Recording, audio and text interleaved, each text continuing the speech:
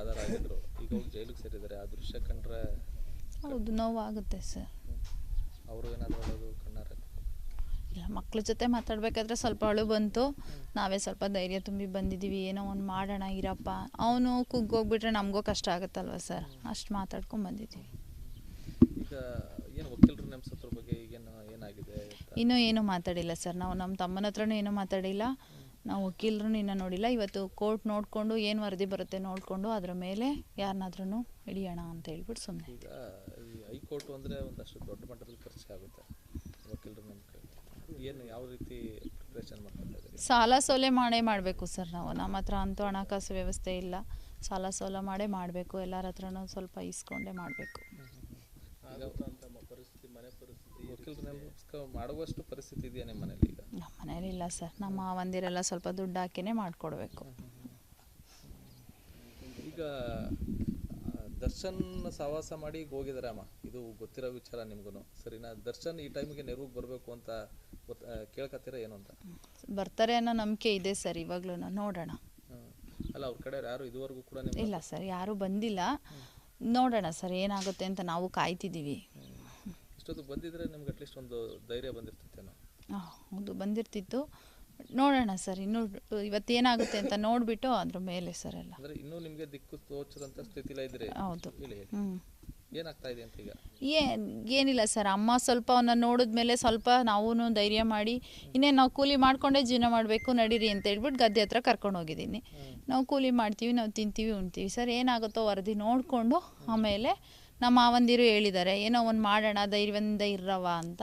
ಎಲ್ಲರೂ ಸ್ವಲ್ಪ ಸಾಲ ಮಾಡೋ, ಸ್ವಲ್ಪ ದುಡ್ಡು ಹಾಕೋ, ಏನೋ ಒಂದು ಮಾಡಬೇಕು ಸರ್, ಮಾಡ್ತೀವಿ.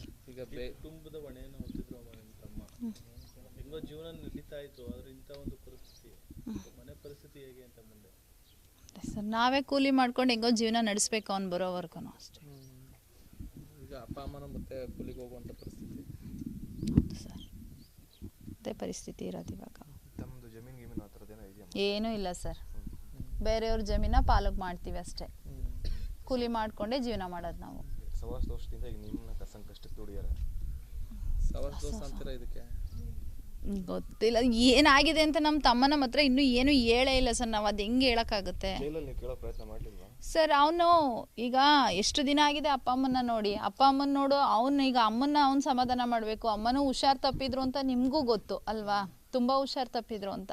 ಈಗ ಸ್ವಲ್ಪ ಅವ್ರು ಇಷ್ಟು ಧೈರ್ಯವಾಗಿ ನಿಂತಿದ್ದಾರೆ ಅಂತಂದರೆ ಅವನು ಅದನ್ನ ಅಲ್ಲಿ ನಡೆದಿರೋದನ್ನ ಹೇಳಬೇಕಾ, ಇಲ್ಲ ಅಮ್ಮನ ಸಮಾಧಾನ ಮಾಡಬೇಕಾ? ಇಲ್ಲ ಸರ್, ಅದನ್ನೇನು ಮಾತಾಡಿಲ್ಲ. ನೆಕ್ಸ್ಟ್ ಹೋದಾಗ ಬೇಕಂದ್ರೆ ಅದ್ರ ಬಗ್ಗೆ ಮಾತಾಡಬೇಕು ಸರ್. ಅದ್ರದ್ದು ಸದ್ಯಕ್ಕೆ ಇವಾಗಿಲ್ಲ ಸರ್, ನೋಡ್ಕೊಂಡು ಹೋಗ್ತೀವಿ ಸರ್. ಇವತ್ತು ಹೆಚ್ಚು ಕಡಿಮೆ ಲಾಯರ್ ಇಲ್ಲದಂತ ಇರೋದ್ರಿಂದ ನ್ಯಾಯಾಂಗ ಬಂಧನ ಮತ್ತೆ ಜೈಲಿಗೆ ಕಳಿಸ್ತಾರೆ. ಅದಾದ ನಂತರ ಲಾಯರ್ ಇಡಲೇಬೇಕಾಗುತ್ತೆ. ದರ್ಶನ್ ಕಡೆಯವರು ಯಾರು ತಲೆ ಕೆಡಿಸ್ಕೊಂಡು ಕಾಣಿಸ್ತಿಲ್ಲ ಅನ್ಸುತ್ತೆ ನಿಮ್ ನೋಡ್ತಿದ್ರೆ.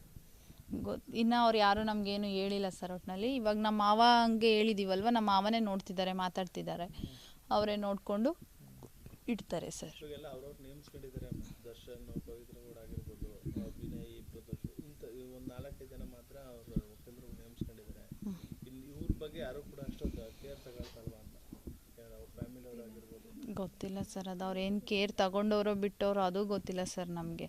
ನಮಗಿನ್ನ ಏನು ಗೊತ್ತಿಲ್ಲ, ಏನು ಹೇಳಿಲ್ಲ ನಮಗೆ, ಏನು ಗೊತ್ತಿಲ್ಲ. ಟೈಮಲ್ಲಿ ಅವ್ರು ಕೈ ಬಿಟ್ಬಿಟ್ರೆ ನಿಮ್ಮ ಕುಟುಂಬ ಸಂಕಷ್ಟಕ್ಕೆ ಸಿಕ್ಕಾಕಬಹುದು ಮತ್ತಷ್ಟು.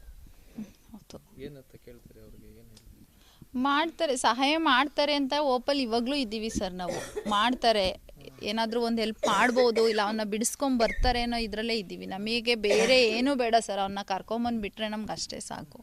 ಅದಕ್ಕೆ ಕಾಯ್ತಿದ್ದೀವಿ, ನೋಡೋಣ ಸರ್. ಈಗ ನಿಮ್ಮ ತಮ್ಮನ್ನ ನಿಮ್ಗೆ ವಾಪಸ್ ಕರ್ಕೊಂಡ್ಬಂದ್ರೆ ಸಾಕು ಸರ್ ನಮಗೆ. ಅಷ್ಟೇ ದರ್ಶನ್ ಕಡೆಯಿಂದ ಅಷ್ಟು ಸಹಾಯ ಸಾಕು ಸರ್. ದರ್ಶನ್ ಅವ್ರ ಕಡೆಯಿಂದ ನಮ್ಗೆ ಅಷ್ಟೇ ಸಹಾಯ ಸಾಕು ಸರ್. ಕರ್ಕೊಬಂದುಬಿಟ್ರೆ ಸಾಕು ನಮಗೆ.